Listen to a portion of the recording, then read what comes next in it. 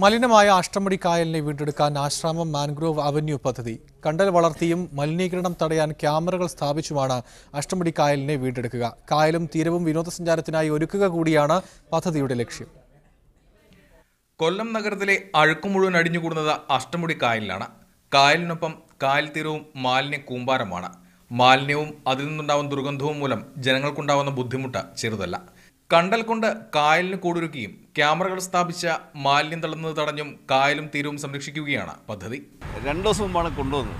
ആ പ്രോജക്റ്റ് പഠിച്ചതിന് ശേഷം കോർപ്പറേഷൻ നമ്മൾ ഇവിടുത്തെ ബഹുമാനരെ MLAമാരായിട്ട് ബന്ധപ്പെട്ടിട്ട് അതെങ്ങനെ ചെയ്യണം, അതിനുള്ള പണം എങ്ങനെ കണ്ടെത്തണമെന്ന് തീരുമാനിച്ച് തുടങ്ങാമെന്നവരോട് പറഞ്ഞാണ്.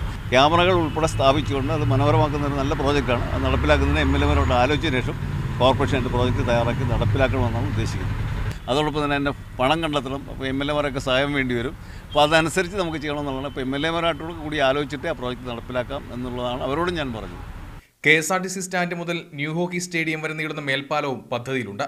കായലിലേക്ക് ഒഴുകിയെത്തുന്ന മാലിന്യങ്ങൾ ശുദ്ധീകരിക്കാനും പദ്ധതി ലക്ഷ്യമിടുന്നു. നഗരവികസനത്തിന് പരിസ്ഥിതി സൗഹൃദമായ പുതിയ മാതൃക സൃഷ്ടിക്കുക കൂടിയാണ് പദ്ധതിയുടെ ലക്ഷ്യം.